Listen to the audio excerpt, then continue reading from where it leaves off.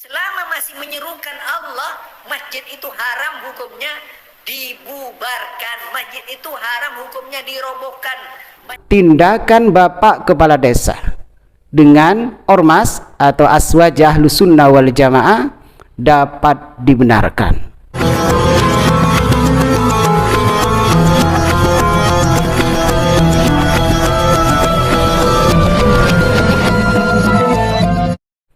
Assalamualaikum warahmatullahi wabarakatuh. Bismillahirrahmanirrahim. Alhamdulillahirabbil alamin. Allahumma salli wa sallim ala sayyidina Muhammad wa ala alihi wa sahbihi ajma'in. Amma ba'du. Saudara-saudara kaum muslimin wal muslimat di mana saja berada, semoga kita selalu mendapatkan curahan rahmat dan nikmat Allah Subhanahu wa taala. Semoga urusan kita semuanya dilancarkan oleh Allah, rezekinya dilancarkan oleh Allah, tetap dalam iman dan Islam. Saudara-saudara rahimakumullah, di mana sudah beredar dan sudah banyak tahu tentang Bapak Kepala Desa di Pamekasan itu menutup Masjid Salafi Wahabi. Yang pertama saya lihat dilakukan oleh Bapak Kepala Desa sendiri. Ini kenapa kok ditutup, Pak? Karena begini, dengan adanya berdirinya Masjid Utsman bin Affan ini membuat resah kepada masyarakat. Alhamdulillah ada Bapak Kepala Desa yang begitu perhatian terhadap umat untuk menjaga perdamaian di antara masyarakat, untuk menjaga kemaslahatan hubungan baik di antara umat, yang sehingganya berani maju di depan untuk menutup masjid yang pengasuhnya menebar fitnah. Itu perlu kita apresiasi kepada Bapak Kepala Desa. Bagian yang kedua dilakukan oleh saudara-saudara Ahlus Sunnah wal Jamaah dari pihak aswajah, tapi pada waktu itu juga didampingi oleh Bapak Kepala Desa dan juga ada aparat kepolisian. Dari Aswajah Pamekasan, ini bersama Pak Dandim, Pak Kepala Desa Nyelabulao, Pak Kapolres, dan Pak Camat, Pak Kepala Desa Matan, dan beberapa tokoh yang lain. Kelebun Kelampar ini sepakat untuk menutup tempat ini. Tempat ini yang beberapa hari yang lalu meresahkan warga Aswajah, warga Pamekasan, karena telah mencaci maki atau memfitnah terhadap Hadratus Syekh Kiai Haji Hasyim Asy'ari. Oleh sebab itu dari beberapa tokoh ini telah sepakat untuk menutup kegiatan di sini, kegiatan bentuk apapun, terutama dalam bentuk Wahabiyah yang telah disebarkan. Pak Kelebun sudah menyatakan siap. Ternyata dalam penutupan masjid tersebut ternyata banyak sorotan, banyak kritikan dari golongan Salafi Wahabi, termasuk juga dari Ustadz Dzulkarnain El-Maduri. Ustadz Dzulkarnain El-Maduri ternyata tidak setuju kalau masjid yang ada di Pamekasan itu ditutup. Yang penting tidak mengganggu NKRI. Selama masih menyerukan Allah, masjid itu haram hukumnya dibubarkan. Masjid itu haram hukumnya dirobohkan. Karena dianggap masih menebar sunnah, menyebarkan sunnah, tidak melakukan hal-hal yang dilarang oleh Allah Subhanahu wa taala. Kemudian bagaimana faktanya, kenyataannya? Apakah memang boleh atau salah menutup masjid itu? Karena masjid itu dijadikan ajang fitnah. Bahkan tidak tanggung-tanggung yang difitnah, yang difitnah Hadratus Syekh, pendiri Jam'iyah Nahdlatul Ulama. Sama juga dengan Ustadz Dzulkarnain juga menebar fitnah. Kenapa saya katakan demikian? Oke, kita koreksi. Ustadz Dzulkarnain tidak setuju atau melarang penutupan masjid di Pamekasan menggunakan ayat atau menjadikan referensi ayat dalam surat Al-Baqarah Saya sekarang bawa kitab Tafsir As-Sawi, ini kitabnya. Oke, kita koreksi yang disampaikan Ustadz Dzulkarnain. Yang pertama, ada kesalahan fatal dari Ustadz Dzulkarnain, total salah di dalam membaca ayatnya. Ini termasuk memang biasa sudah ya, keserampangan Ustadz Salafi Wahabi memang banyak salahnya ketika menjadikan dalil baik dari ayat Al-Quran, hadis, atau juga dari ibarah yang disampaikan oleh ulama. Mereka sembarangan.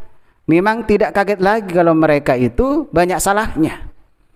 Berarti mereka itu tidak siap sebenarnya untuk berdakwah, namun didorong dengan rasa berani. Dalam videonya Ustadz Dzulkarnain mengatakan penutupan masjid yang di Pamekasan itu didorong oleh hawa nafsu. Menurut saya yang didorong oleh hawa nafsu sebenarnya Ustadz Dzulkarnain sendiri. Kenapa?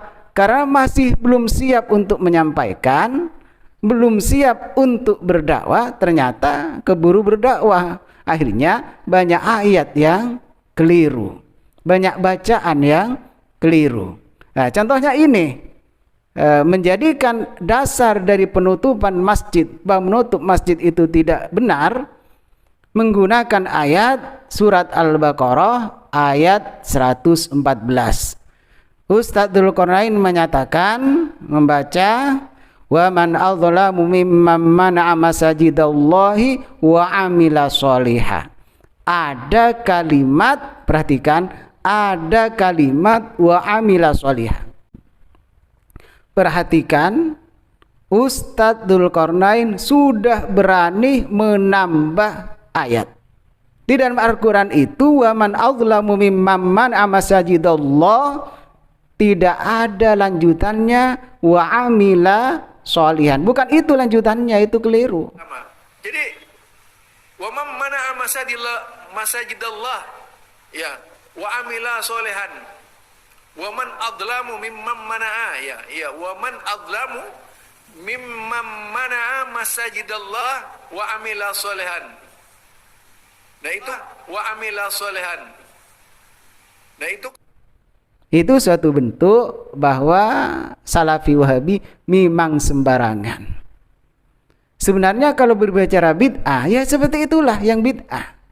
Ketika menambah ayat Al-Quran, mengurangi ayat Al-Quran, itu sebenarnya bid'ah yang dhalalah, bid'ah yang sesat seperti itu. Menambah-nambah ayat Al-Quran. Oke, kita koreksi. Wa man adzlamu mimman man'a masajidallahi ayyudzakara fiha ismuhu wa sa'a fi kharabiha.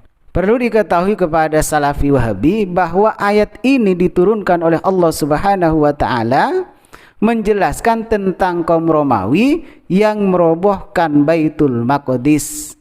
Au fil musyrikinah, atau menjelaskan orang-orang musyrik yang menghalang-halangi Rasulullah untuk masuk Baitullah pada perjanjian Hudaybiyah. Jadi ayat ini bukan menjelaskan orang yang menghalangi masjid, yang di dalam masjid itu ternyata orang yang menebar fitnah, bukan itu. Jadi ayat ini menjelaskan orang-orang musyrik yang menghalang-halangi Rasulullah atau orang-orang Romawi yang merobohkan Baitul Maqdis. Lalu bagaimana firman Allah? Wa man adzlamu aila ahada adzlamu mimman man'a masajidallahi. Tidak ada seorang pun, tafsirnya la ahada, tidak ada seorang pun yang lebih zalim daripada orang yang mencegah masjid ayuzkara fi ismuhu, untuk dijadikan zikir mengingat Allah, bisolati wat tasbih, dengan salat dan tasbih, wasa'a fi kharabiha, dan orang itu berusaha untuk merobohkan masjid, artinya bisa menghancurkan masjid atau untuk mengosongkan masjid dari jamaahnya. Itu orang yang paling zalim. Orang yang lebih zalim, orang yang berusaha menghancurkan masjid, orang yang berusaha merobohkan masjid, atau orang yang melarang orang itu berzikir di dalam masjid seperti tasbih atau sholat di dalam masjid. Kemudian yang dilarang siapa dalam ayat ini? Yang dilarang adalah Rasulullah. Yang dihalang-halangi adalah Rasulullah. Jelas kalau Rasulullah itu pasti sudah menebarkan sunnah, tidak menebarkan fitnah. Beda dengan kejadian yang di Pamekasan. Kalau di Pamekasan itu ustadznya menebar fitnah, bahkan berdusta atas nama pendiri Jam'iyah Nahdlatul Ulama. Selanjutnya, ulaika ma kana lahum ayyadkhuluha illa khaifin lahum fid dunya khizyun wa lahum fil akhirati adzabun alim. Artinya, apa yang dituduhkan oleh Ustadz Dzulqarnain menyalahkan penutupan masjid di Pamekasan itu, ini sangat keliru. Sangat keliru. Karena secara tekstual ayat ini, orang-orang musyrik yang melarang Rasulullah dengan para sahabatnya untuk masuk ke Baitullah. Jadi beda dengan kasus yang di Pamekasan. Yang di Pamekasan itu orang yang ada di dalamnya, pengasuhnya, ini penebar fitnah. Banyak video-videonya yang sudah beredar bahwa Ustadz Yasir Hasan itu selalu membid'ahkan, bahkan mensyirikkan. Dari pembahasan saya mulai tadi, agar cepat dipahami dan dapat dimengerti tentang penutupan masjid yang terjadi di Pamekasan. Saya tegaskan, yang pertama, tindakan Bapak Kepala Desa dengan ormas atau aswaj Ahlus Sunnah wal Jamaah dapat dibenarkan. Karena kegiatan apapun, kajian apapun yang bisa membuat masyarakat itu gaduh, masyarakat risau, masyarakat gelisah, maka kegiatan apapun harus diberhentikan. Apalagi sudah jelas bahwa di dalam isi khutbahnya memfitnah, berdusta atas nama Kiai Haji Hasyim Asy'ari. Maka kegiatan-kegiatan yang sifatnya memprovokasi umat, tawassulan diharamkan, misalnya bertawassul diharamkan, bertawassul syirik, tidak boleh. Bahkan sudah ada di dalam Al-Quran tentang masalah tawassul, ziarah kubur disyirikkan, apalagi jelas-jelas memfitnah, berdusta. Maka selayaknya memang kegiatan itu, bahkan masjidnya harus ditutup. Yang kedua, jika masjidnya masih kondusif, pengajiannya masih lancar, isi pengajiannya membimbing umat, isi pengajiannya mendidik umat, dijadikan tempat untuk mengingat Allah, maka masjid itu haram untuk ditutup. Mungkin ini yang dapat saya sampaikan. Terima kasih atas perhatiannya. Akhiran, assalamualaikum warahmatullahi wabarakatuh.